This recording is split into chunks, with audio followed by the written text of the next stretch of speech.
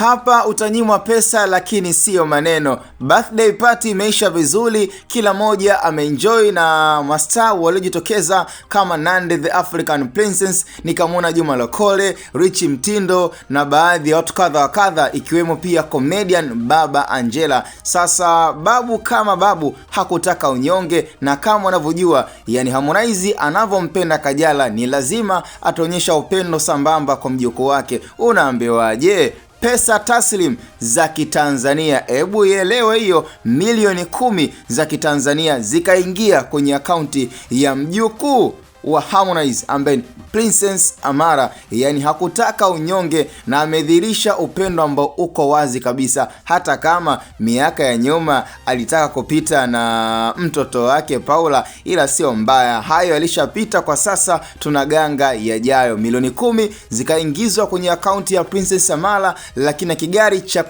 chezea ambacho kitakuwa kinamliwadha mjukuu wake. Na unaambiwa hii sio mara ya kwanza kwa Harmonize kuonyesha upendo wa kutoa pesa kwa mjukuu wake. Unafahamu kwamba ratiba na maelekezo ambayo Harmonize yuko nayo kama ratiba ya maisha yake ni kuhakikisha anamhudumia Kajala 100% ya maisha yake, the same kwa mtoto wake anamhudumia kama kawaida pamoja na mjukuu wake. Naweza nikazungumza kwa kauli nyepesi kwamba familia nzima ya Kajala, kuanzia Kajala, mtoto na mjukuu, wote wanahudumiwa na Harmonize. Hata kama Mario ana play part yake kama baba mzazi wa Princess Amara, lakini unaambiwa Harmonize kwa kuwa amependa, basi amependa ua na boga lake, kiasi kwamba hawazi kuhusu kutoa pesa ambayo yeye anaamini kwamba hata kama atakuwa anahudumia familia nzima, ukiona pale kwa Kajala, Paula, lakini na Princess Amara, licha ya kwamba kuna watu wataichukulia kama in a negative way kwamba kwa nini anafanya hivyo. Ukiangalia hajamuoa Kajala, lakini pia kuna maisha mengine ambayo yanaweza yakajitokeza, kiasi kwamba leo hii tukija kusikia Harmonize ameachana na Kajala, basi kuna mengi ambayo Harmonize yatamuumiza, ikiwemo swala zima la budget nyingi sana ambayo amespend kwa Kajala, Paula pamoja na mjukuu wake. So hata kwa hichi kitendo alichokifanya cha kumuingizia milioni 10 za Kitanzania kwenye birthday party